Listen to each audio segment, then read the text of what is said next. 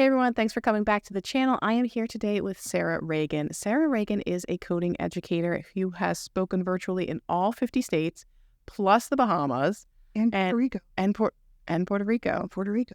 In English, though, not in Spanish. Definitely not in Spanish. That's not the next thing, is it? No, it's not. Maybe it should be, though. It could be. You never know. And she enjoys creating and presenting interesting educational content and encouraging everyone she meets. She's here today as a speaker at HealthCon Regional. Thank you, Sarah, for taking time out of conference to come and talk to the channel today. I was so happy to do it. I was thrilled.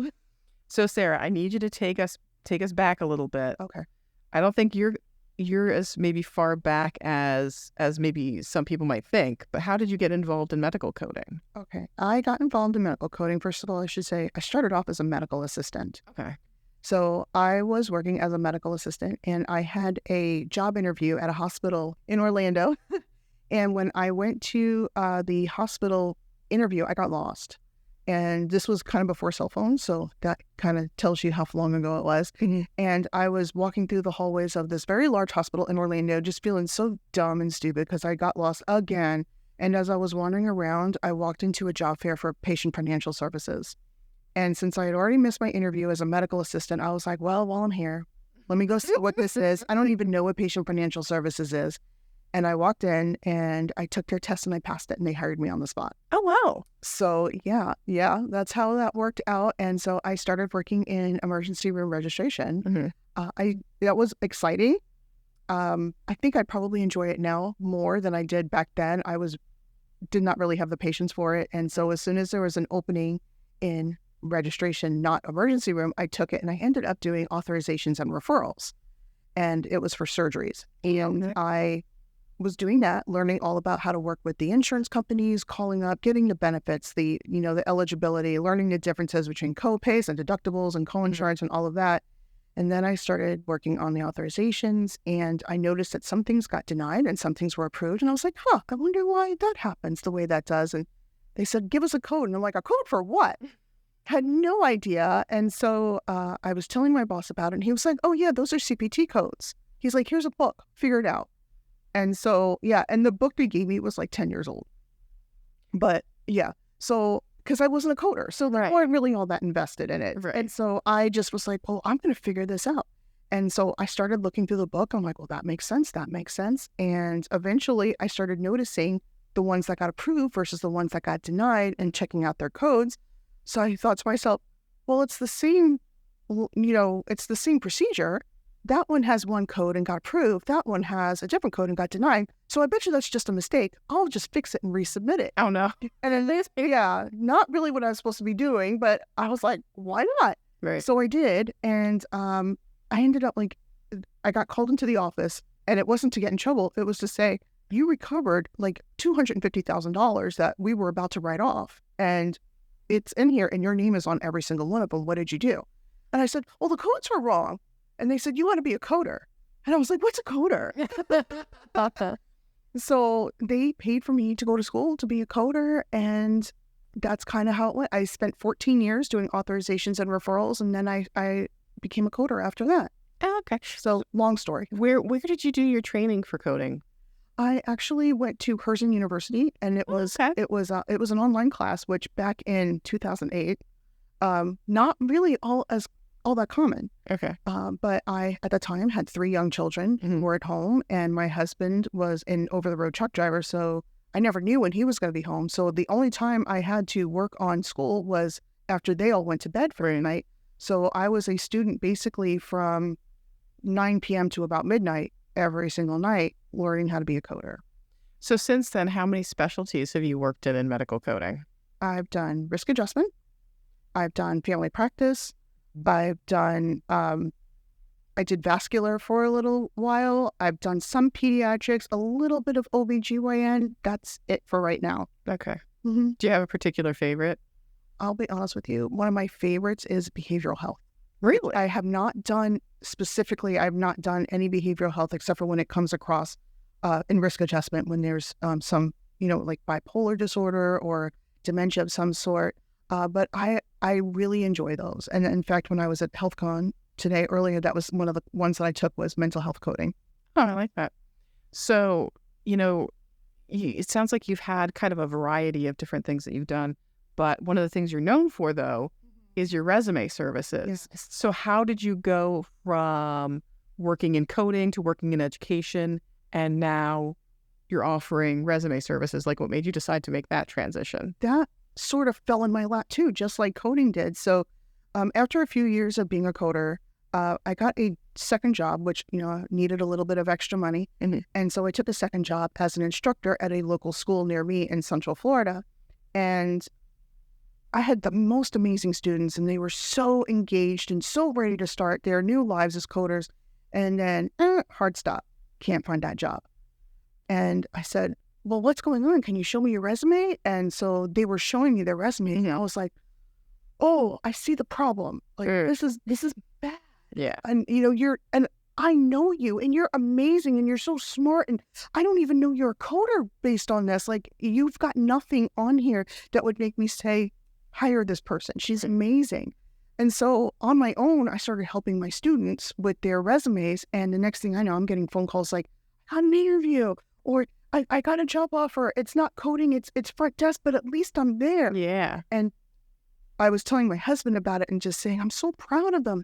And he was like, you're spending a whole lot of time working with people, helping them with their resumes. He encouraged me to start my own resume business. And I was like, there's other people in this industry who do. Yeah. And I said, I don't need to do it. And he's like, well, those people aren't calling the other people in the industry, are they? They're calling you. Right. And I was like, oh man, that's a good point. Yeah. So I decided, I was like, I'm going to do this. And I was like, you know what? If I make an extra $100 a week, I will just be so happy. Nothing wrong with that. Well, it used to be grocery money. It's not anymore. But I was like, that would be awesome. And so I started putting things together. I made a list of things that I wanted to offer, including, resumes, cover letters. I'm a huge fan of LinkedIn. So I have that on there. And I just thought to myself, all right, let's just see what happens. And they broke down the door.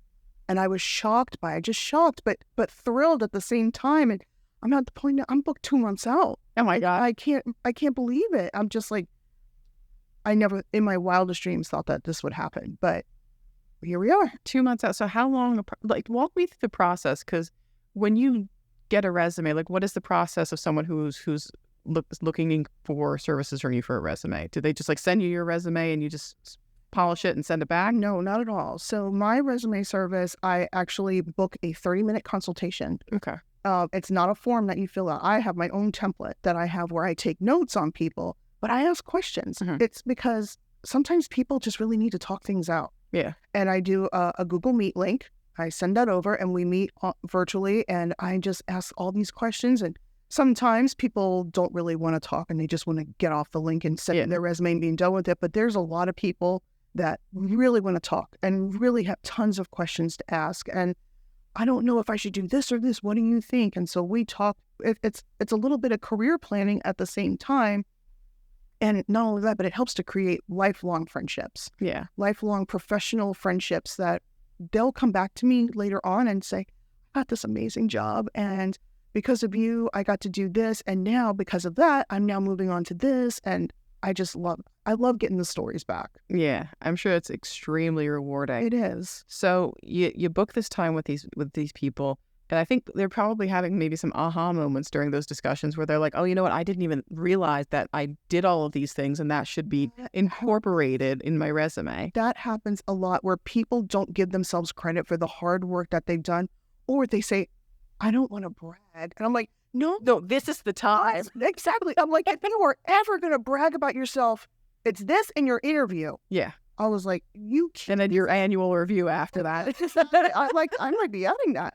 But no, this is not a time to be humble at all. I'm like, you have got to toot your own horn because that's your horn. Yeah. No one else is going to toot it for you. No.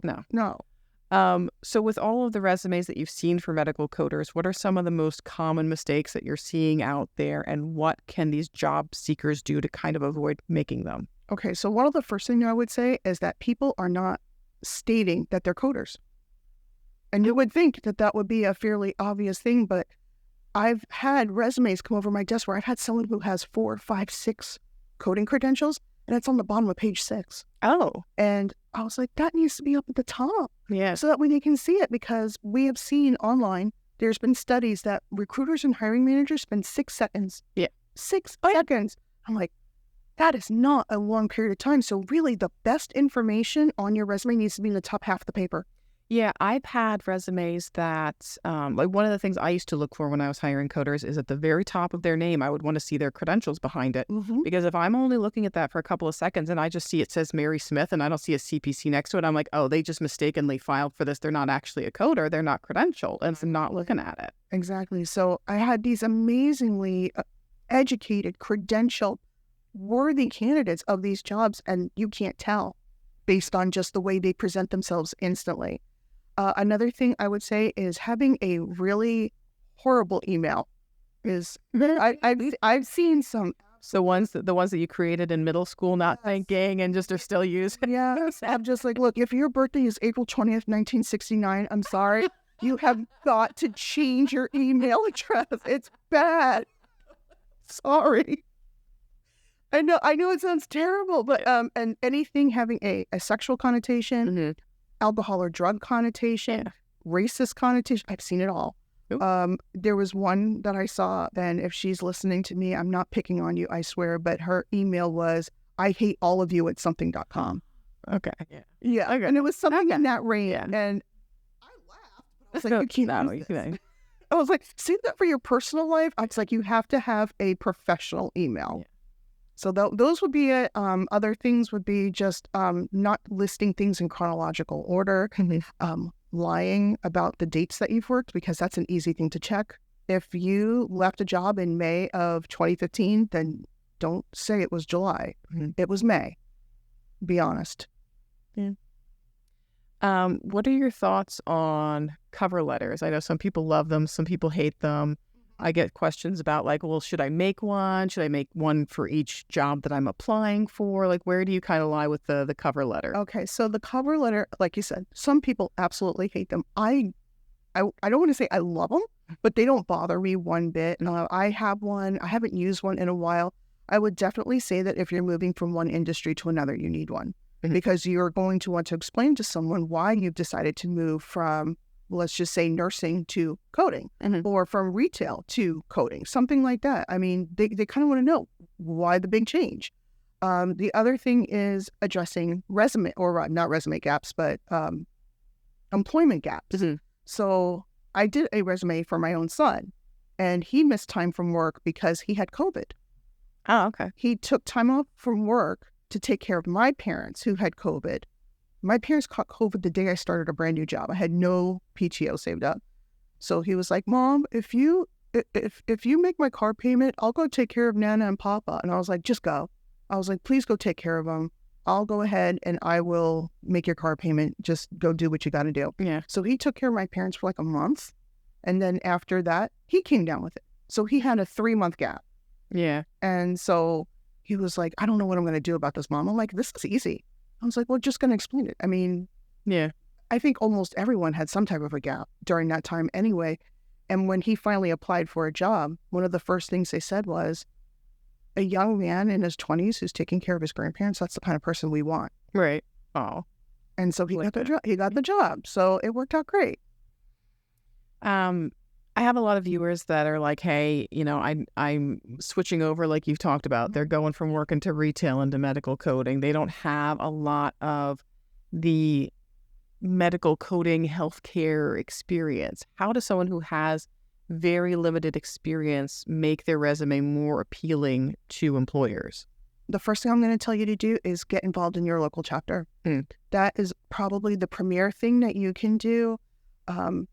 Even if you are not available to be an officer, because I know sometimes being an officer can take up some time in your life. If you have even 5 hours a week, which really isn't that much, to spend on your chapter, I say do it. And elections are coming up. I know we're filming this in August, so elections are coming up in October. Consider being an officer. First of all, the officers that are there right now, they're tired. Yeah. We've been officers for a long time. And you know what? It's not supposed to be every year what Sarah wants or what Victoria wants. I want some fresh information coming in, and you may have contacts that I don't have. Right. So by all means do it. I learned so much from being an officer. If you think about it, by volunteering your time to be an officer, you're gaining experience that in a college experience or in a college environment, you'd be paying for it. Yeah. But instead, you get to do it for free and you get to put it on your resume. And I will say that as an officer myself, for my local chapter, every time I've been on an interview, it's been brought up every single time. So it's very much valued, and you're going to get to network with the people who do make the hiring decisions. Oh, absolutely. You'll find out firsthand when things are going to be like opening up position wise. I've even had some organizations where like some of the management crew was not as savvy as about everything in medical coding, and I would mention that I was an officer, and that they thought that was like the most impressive thing. They're like, "Oh my God, you're president of a chapter? That's so fantastic!" And I'm like, "It's really not, but okay, thank you." Yes, thank you. Yes, and I mean, and you can, even as a CPCA, for anyone who's listening, you can be the chapter president as a CPCA. Yeah. So by all means, do not think that just because you don't have coding experience yet that you cannot be a member. I've had people say that to me a lot. Oh, I'm brand new. I can't do that. Yes, you can. Now get your butt in here.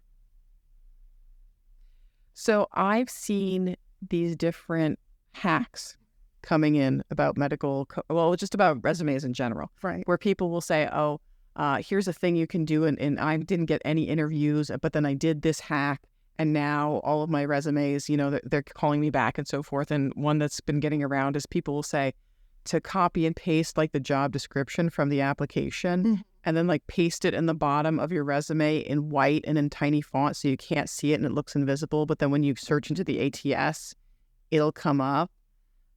What are your thoughts on kind of hacking your resume? I don't recommend, honestly, hacking. First of all, if you do that, when it gets uploaded, the formatting is going to get thrown off, and then nothing is going to line up right when you do that.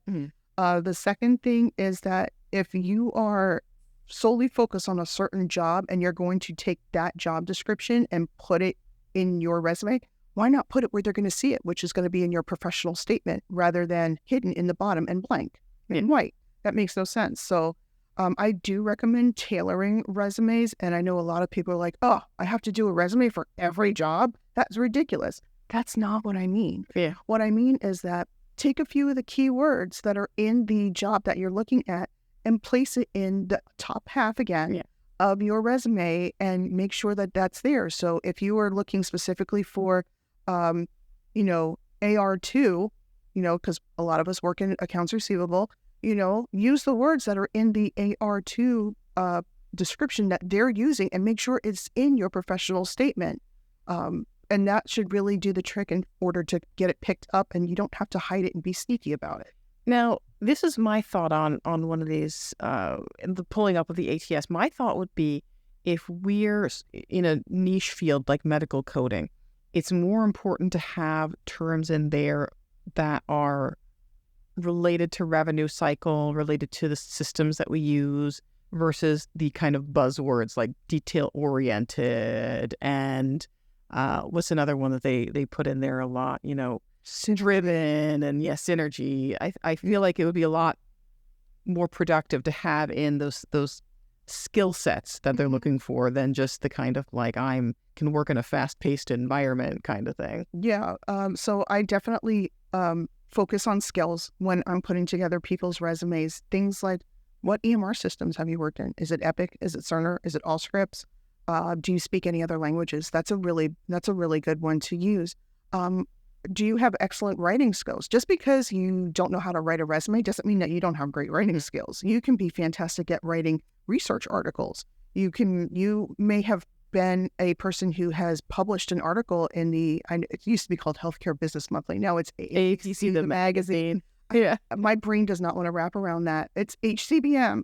But write articles. If you've ever written an article, that would be great. Add your chapter officer experience there as well. Research skills, writing skills, communication skills are huge. I think we've all talked to people who don't know how to communicate, and it's frustrating, whether it's in person, on the phone, email, Slack, whatever. You have to be able to talk to people, especially remotely, where you may not always know their tone. Yeah. And even things like just the ability to follow official guidelines. Oh, yeah. Like federal guidelines, even if it's like OSHA or something that you're doing in a non-healthcare related aspect where you're following food safety guidelines, being able to say that you know how to follow those sort of those policies that are set forth. Being able to understand legal documents as well is a really big one. And also, let me just say this, I have a lot of resumes that come across my desk from people who used to be teachers. And so I always say, the fact that you know how to teach, that you know how to put together education, that you understand how to grab people's attention and teach them something. And let's not forget that they know how to work on IEPs. And if you can figure out how to do an IEP, then you should be able to figure out a coding guideline with no problem. And Put together an audit. Right. And I've had a couple of teachers say, I never thought that IEPs were sort of like coding, but they are. And I was like, they kind of are. They're kind of set up very similarly. So, I think teachers in particular make really good coders. Okay. Networking is a really key factor in job searching in our industry.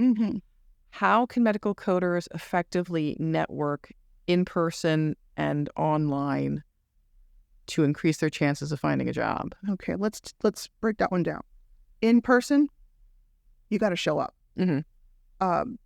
We have events at our chapter, and I'm sure any other chapter who is listening to this right now will probably agree with me. You create these events. You have a chapter that has 500 people in it, and 14 people show up. Yeah. And I realized that, maybe you had something else going on that weekend. Maybe, it was your weekend to get the kids and, you weren't able to make it. I get that. But there are so many events that are available for people to get together and network, and you're not showing up. Yeah.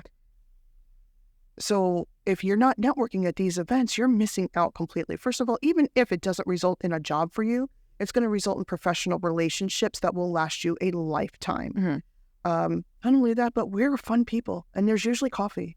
It's not so bad hanging out with us. We're okay. Yeah, the networking events are usually a little more lively. Yeah.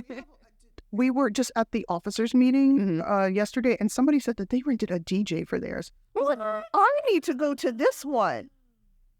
Okay. I was like, I'm part of the wrong chapter. I was like, wait a minute, I'm in charge of that. I can get a DJ.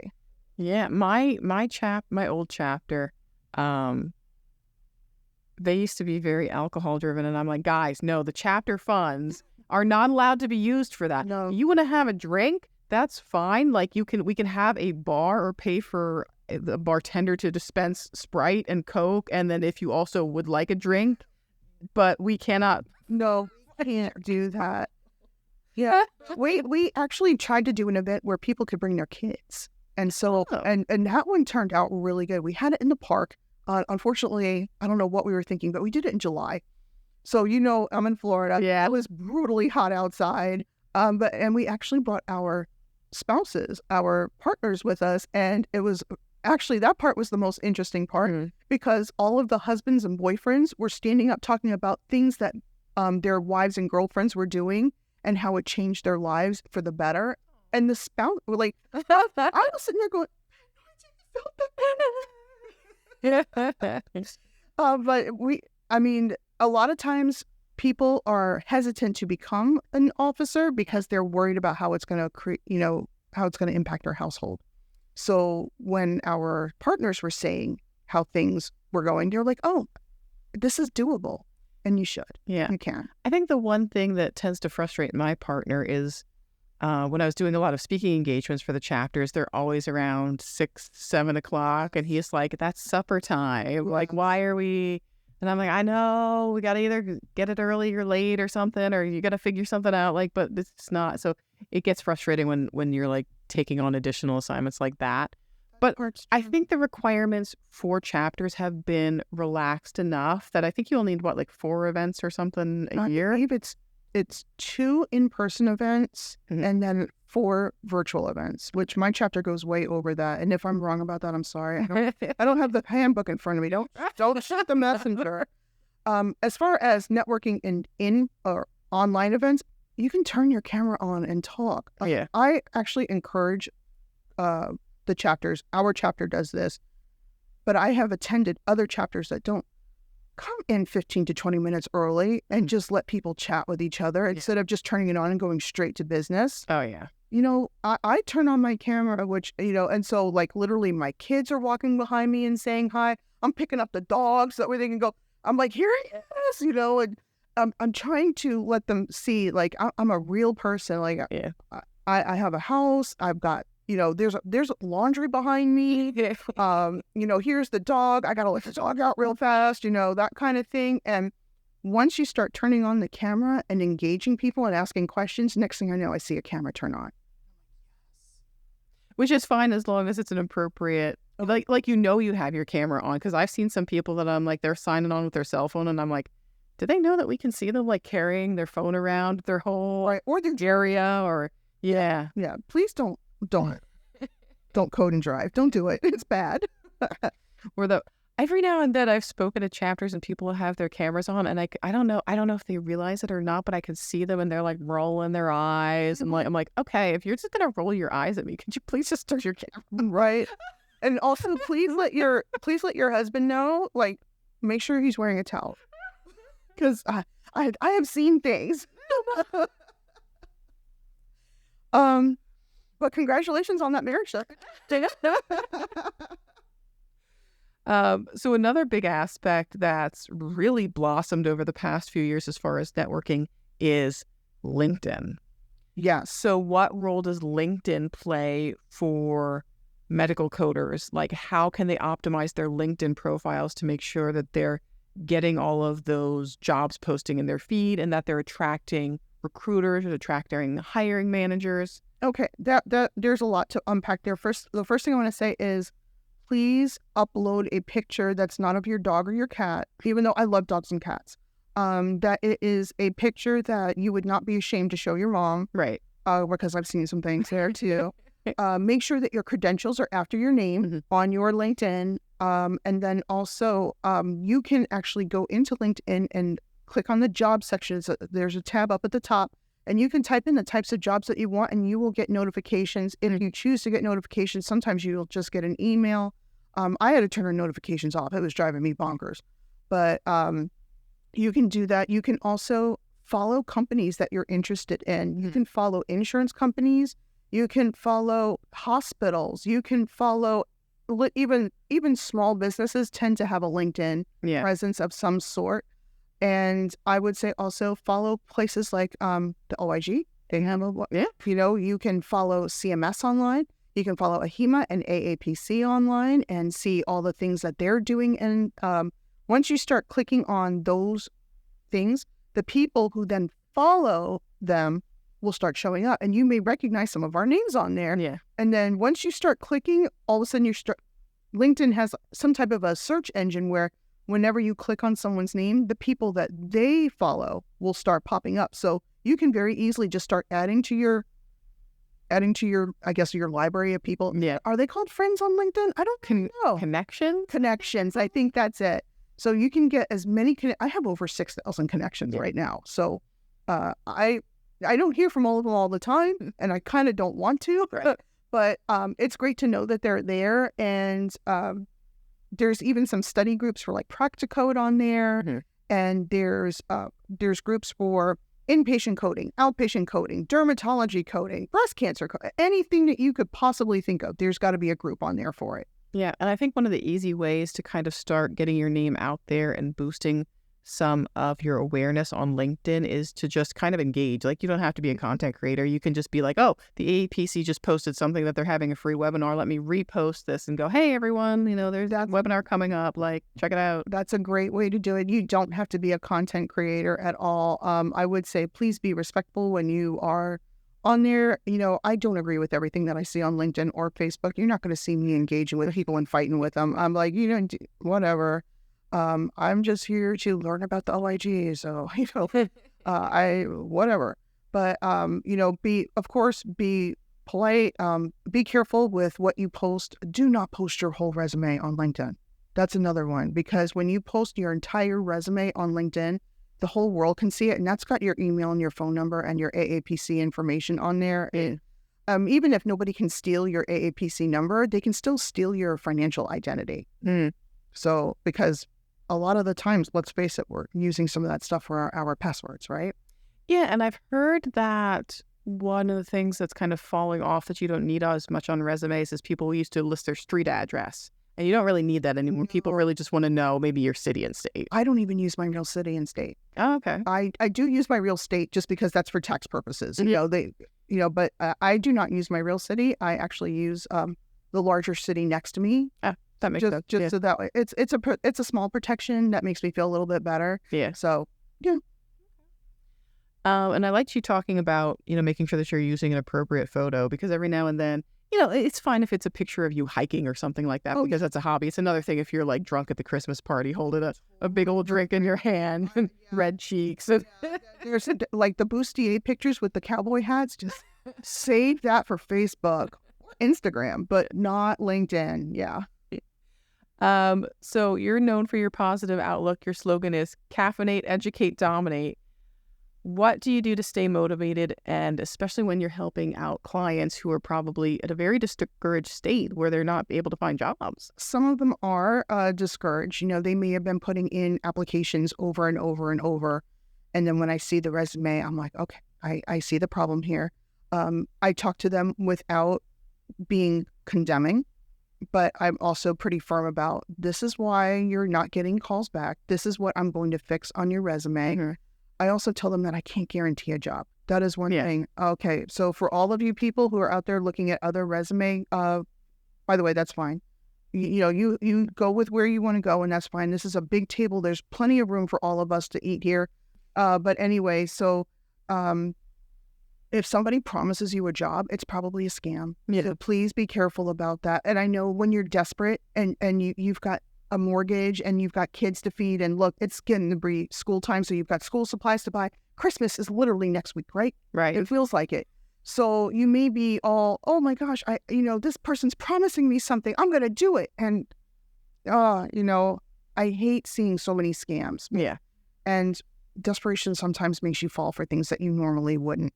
But I am a positive person. I will tell them, look, I can't promise you a job, but what I can promise you is that by the time I'm done with your resume, that you're going to have a document that you love, that you're going to be able to send out at a moment's notice the second you find something that you like, and that you have a better chance than you had before. Yeah, I think sometimes you have to walk that fine line between, like, when I do promotions for companies that train in medical coding, I'm very careful to not say, this will find you a job, versus saying, this will prepare you for a job. This will make you job ready, but I can't guarantee you a job. There's no guarantee. Look, I have 10 years of experience in this field. I have 6 credentials. I have spoken to all 50 states. I've done a lot of things. I still can't.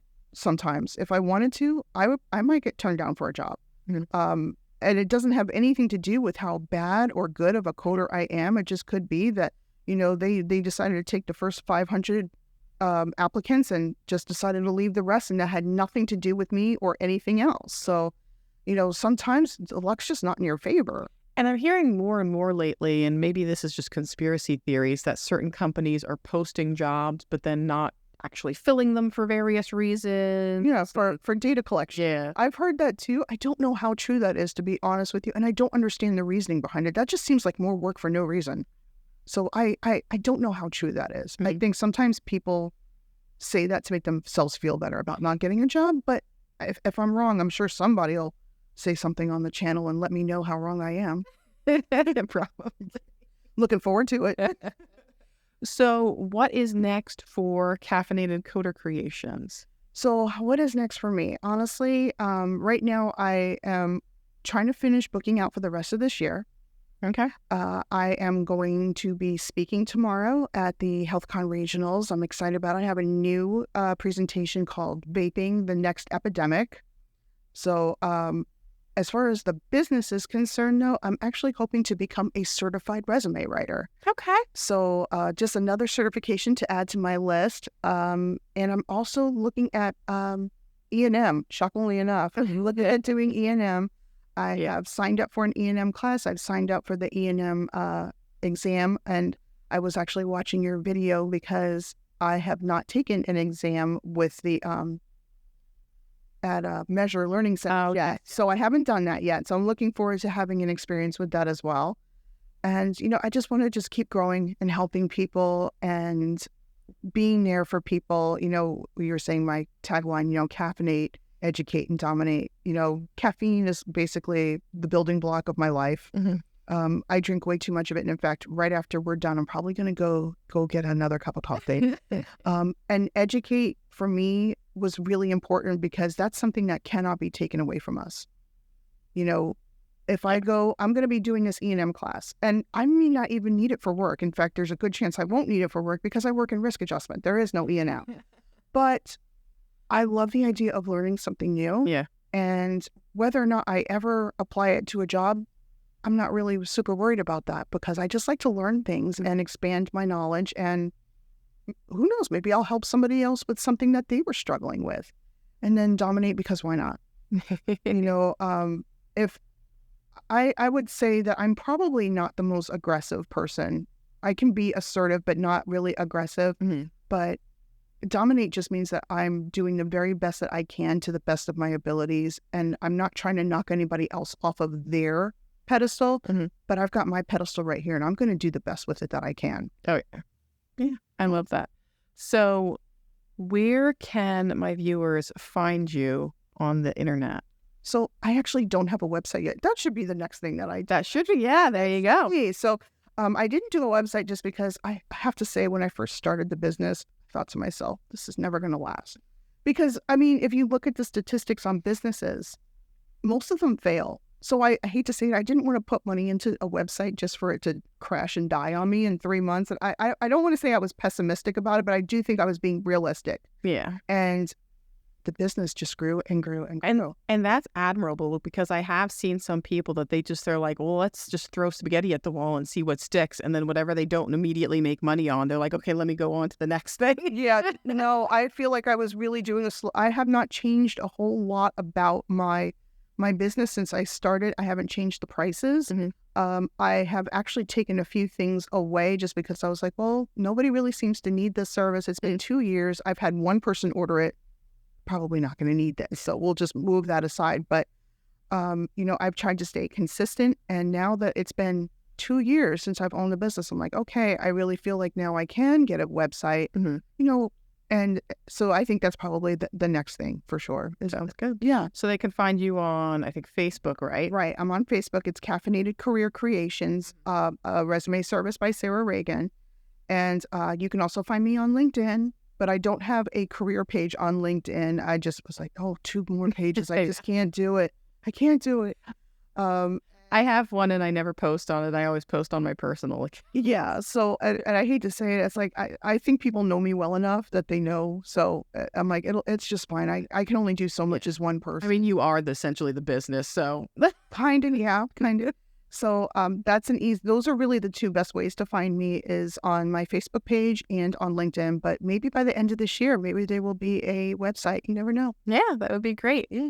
Well, thank you so much for coming on the channel and chatting with us today, Sarah. Thank you. It was fun. And I got to finally meet you. I was so excited. Thank you, everyone. Bye, everyone.